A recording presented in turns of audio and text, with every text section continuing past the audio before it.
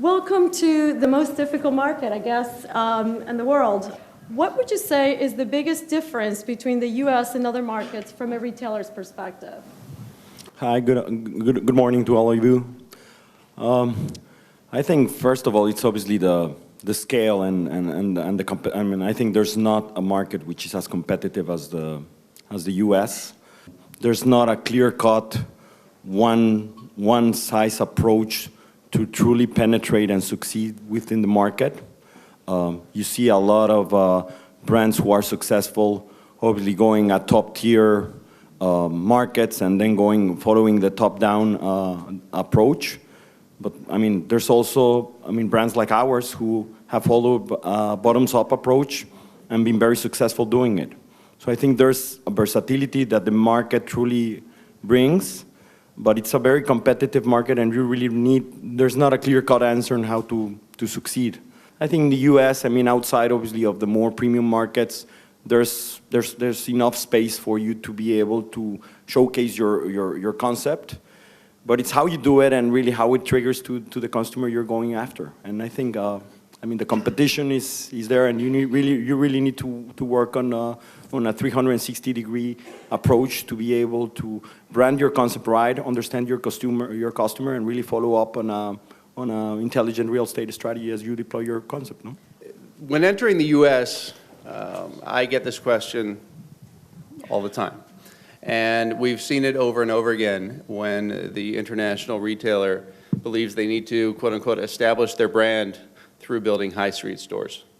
And I've seen it done successfully in New York and then unsuccessfully throughout the rest of the country. And as I tell everybody, and perhaps some of you have heard me say this, there's New York, and Sam will probably agree with me, and then there's everything else in the United States. And what's important to know is the vast majority of retail sales come in the United States outside of urban areas. Okay? So again, let's discount New York. It's unique into the world. It's just like Tokyo and London. Let's just discount New York for a second. There's the rest of the country. And in the rest of the country, the sales that happen in retail are outside of the urban areas. Where are those? They're in the malls. The malls are where Americans shop. And so if you're going after tourists, you want to be in the urban centers. If you want to go after where the Americans shop, it's in the malls. And the Americans shop in the mall closest to their house. And just to put that into context, there are about 1,000 malls in the United States, and there's really only about 600 of them that anyone would really want to be in right now. Okay? So it's not an unbelievable amount of property to digest. It is possible to enter the United States. But again, you're going after the high street customer with a high-end product, or are you going after a product that appeals to the masses? We believe that dense suburban markets are still valid for us. We still invest in them, but we believe that urban and high street retail is really best for us to reinvest and reposition our portfolio. There is a overwhelming move in the United States for young people and empty nesters like myself to move back to the city. We see huge population surges in these urban markets. And it's, as we talk to retailers and we hear about how they want to best position their brand, they are telling us that in many cases the streets offer the best options for them. That's not true of every brand. Every brand needs to understand their customer well enough to know where they are best going to be received and how they're going to get their messaging across. So sometimes that's in streets, and oftentimes that's malls.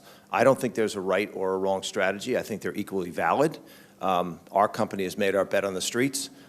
It's challenging, in your word, Andrea, because rents are very, very high in New York. Rents are equally high on a relative basis in Chicago, in San Francisco, in Miami, in Washington, D.C., in Boston, and many other great gateway cities. But the volumes reflect that. So the volumes you're going to do in New York, like London or Tokyo, are extraordinary. The volumes you're going to do in Chicago and San Francisco and elsewhere are going to be different, still going to be great. The challenges really are finding the space that's best for you and understanding the streets that are best suited to represent and express your brand. I don't think you can pick one thing to come into the United States of America and say you must do or you must have. At the end of the day, it's all the components that make for great retail. I mean, the first thing, the most important thing is you got to know your customer. Chris said this a minute ago, and it's true, because different customers are going to fit in different markets differently. And whether it's New York or Miami or Los Angeles or San Francisco, wherever you decide to put your first step forward, you've got to make sure your customer is represented and the location speaks to that customer. And then there are all the other component parts. I mean, let's not kid ourselves. The merchandise has to be spot on. You have to check your sizing and your colors. Yeah, the design is critical because the design speaks to the customer. So you have to really come up with something phenomenal and unique, especially to come into New York City. New York City is a completely different animal than anywhere else in the world, with the exception of maybe some of the Asian markets like Hong Kong or Shanghai. So I would say that all of those things are integral to making the retail experience a success coming into the United States. And then the other thing is people relate to culture. You build a great culture in your stores in Europe or Asia or wherever you're bringing those new products into the United States. And ultimately, you have to be able to bring that culture with you. And you have to grow your business and be focused on that culture. So great people are very important. So the first thing you should do is look at your competition and steal those people. That's the only way to find great people in the United States.